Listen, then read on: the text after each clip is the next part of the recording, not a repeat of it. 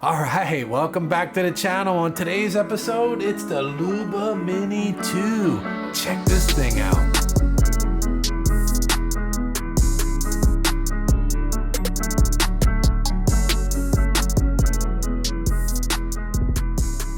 I can already tell you this thing is a beast. If you have a small to medium size, really rough yard, this is gonna get it done, and it's gonna get it done well. We're looking at the Luba Mini 2 all-wheel drive version. At the time of the filming, $1,999. Whoa, I know everybody's like, whoa, that's a lot of money. I'll tell you what this thing will do for you, man, you're gonna get that money back no problem by either time or what you're paying your landscaper or a combination of both. Now this unit is four-wheel drive, meaning we got drive wheels on the front and the back. All four of them are gonna be kicking butt to get you up some good terrain, over rough obstacles, and just everything that you would need on a rough yard or a large piece of property that has some rough areas on it. The max slope on this machine is 38.6 or 80% grade. That's pretty steep, and that's gonna cover almost anything that you need to cut. So this machine will do 0.37 acres, which is a decent sized lot.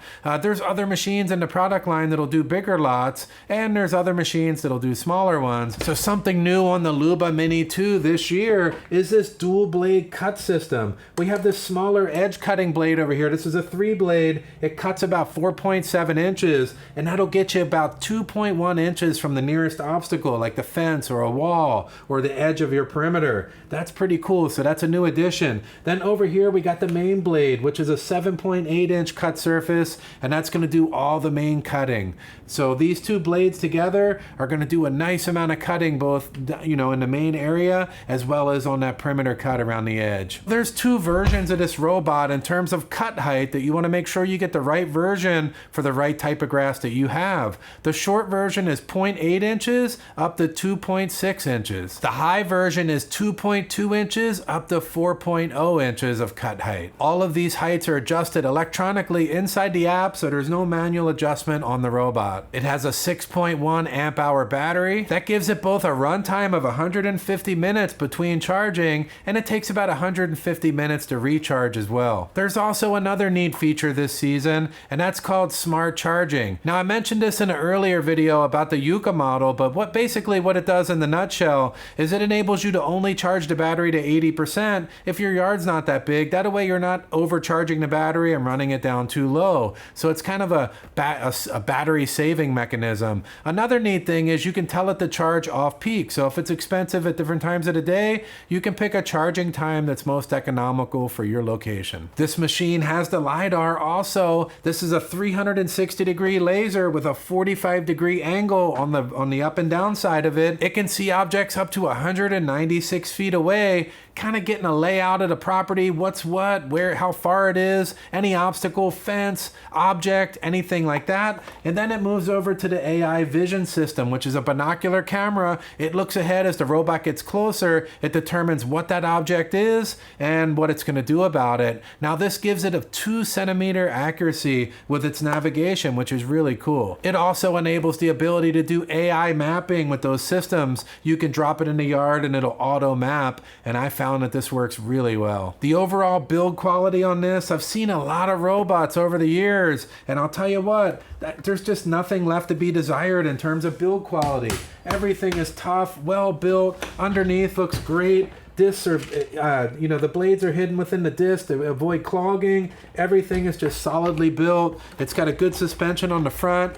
Just well thought out, well done Mammotion. You keep making it better, and that's why I like it. But one quick thing before we get started, I always hit it with the spray ceramic sealant. I know you're tired of hearing about it, but I'll tell you what, it's absolutely necessary for your new equipment to keep it shiny, keep it butter slick, keep it repelling dirt and everything. And I like to do it onto the AI Vision camera also. and this is just going to make cleanup in the future a breeze. I'll leave links to this in the description. So the most commonly asked question, and I think it's a really good one, which robot is right for you? Now that depends on the type of yard you have. This is Mammotion's 2026 product line. Over here on the left, we got the Luba 3. I'll put all the stats right here for you. Luba 3 basically is a large yard, and it's going to be rough terrain. It's going to be cutting nonstop with no issue whatsoever, utilizing that four-wheel drive, that really wide cut pattern. It's just going to do all the extra heavy-duty stuff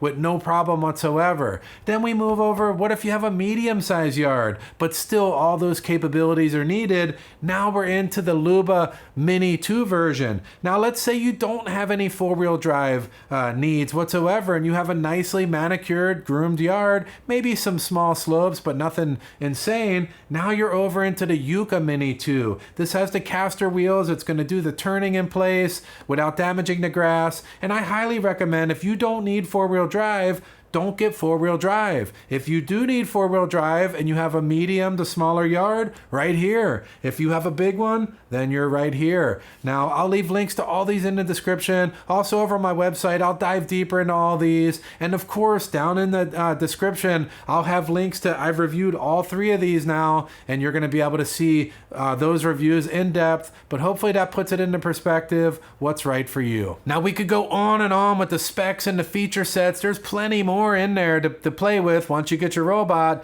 but I think it's time to go outside, get this thing set up, and get the cutting, get the testing. I know that's why you're here. Now it's time to install the charger. Now that we got the robot on the charger, it's time to make sure we have the latest app and the latest firmware update. We'll get both of those on, and then we'll get the testing. So another neat thing this year that Mammotion has is this really nice looking garage. This is sturdy, well built, it looks nice. And the really neat thing about it is it's free floating, meaning I can put it wherever I want.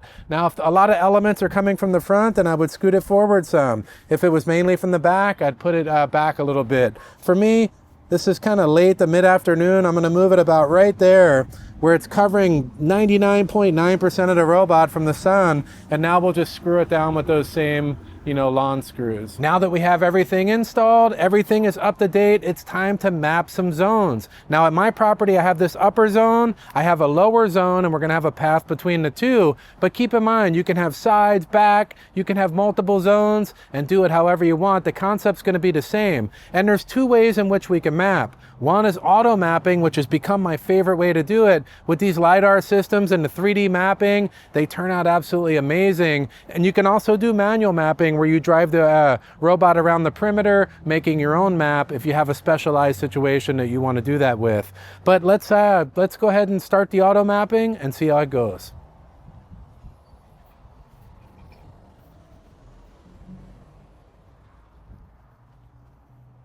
Now I am going to supervise it while it's auto mapping, even though I'm not involved at all. I just want to make sure that it's doing a good job and everything's going the way I want it to. So the auto mapping worked absolutely flawlessly. It drove up and down the yard, finding the main areas of the lawn, and then it went around the perimeter and just zeroed in and it just made a beautiful map. I have no problems at all with the auto mapping. Now it's time to set up a few settings within that zone because I want to do a test cut. Now I'll set up some settings here. You can pause the video and look at it, but if you want some really good setting options, come over to my website, HawaiiDetailing.com, where I'm going to have all my favorite settings to get you the best results with these mowers. But let's go ahead and do a test cut now. I'm going to set it perimeter first because I want to watch it go around its perimeter and see how it acts. The test cut went really good. It came out of the charger, it went around the perimeter awesome. It stayed really close all the way around, across the pavers, around this complex area, down the wall. It was like really close. So we're gonna get some great edge performance out of this machine. I can tell that they put a lot of emphasis on keeping the machine close to the walls. It did a good job. Now it's doing its center cut. It's going back and forth. It's laying down some really nice stripes. Man, and look behind here. The cut quality is just absolutely phenomenal. It's razor sharp. It's super green. The grass is healthy and we're happy. Start charging. So now that we've fully finished mapping out and testing the upper zone, I want to put another zone down the bottom of my property. Now it's asking me to start a set point in my upper zone, and I'm going to create a path down to the lower zone. Keep in mind that this can be a very skinny path. It can be pretty trick, but I have this open driveway. I'm just going to stick to the side here and go down to the second zone. This is the path that it's going to take to go from zone to zone every single time. So make sure you map it the way you want it. Now that we've made a channel down to the bottom area, it's time to start doing some mapping down here. Now we did the auto mapping up top. I want to do the manual mapping down the bottom here. So we're just going to follow around the perimeter with the robot and make our own map. So that second zone went in really easy and the map looks great. Now it's just time to do a test cut and make sure that it all works good, just like we did up top, same exact thing. And we just go from there. And now we can utilize this zone and cut it as often as we want.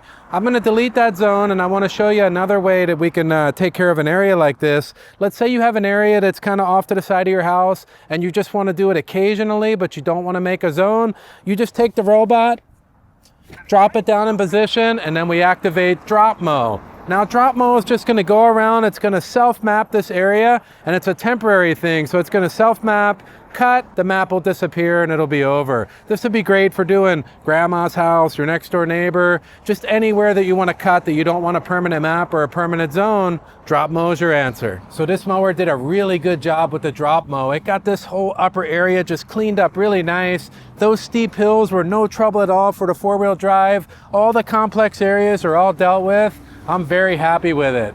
Another thing I really want to point out right now is the edge work. Now it got 2.1 inches. And it really is, just like the statistics say, that is very little left. It was rubbing up against the side of the rocks here and just making short work of the trimming. Now, if you're unfamiliar with how to run a string trimmer, that's what we would want to do to clean up this last little bit. I got a YouTube video that dives super deep into string trimmer usage, how to do it safely, how to do it efficiently. Over on my website also, I dive deeper into it. Check that out. I'll leave links in the description. So on camera, this driveway just doesn't look that steep, but I'll tell you what, the hill that it's climbing over here is very steep, and it's doing it without losing any traction whatsoever.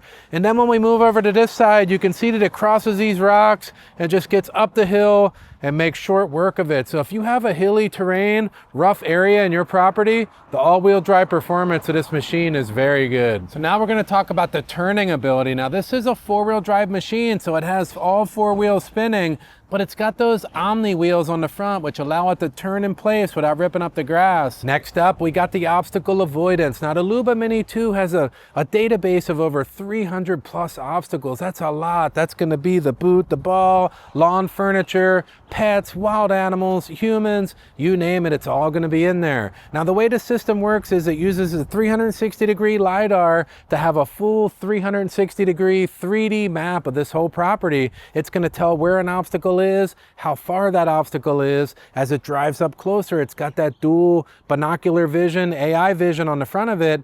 Those two cameras will now see that item. They'll decide what it is, the best course of action to go around it, and also the best course of action to minimize the amount of miscut grass. Now let's talk about the sound. These things are whisper quiet. I'm going to get close so you can hear it, but check this out.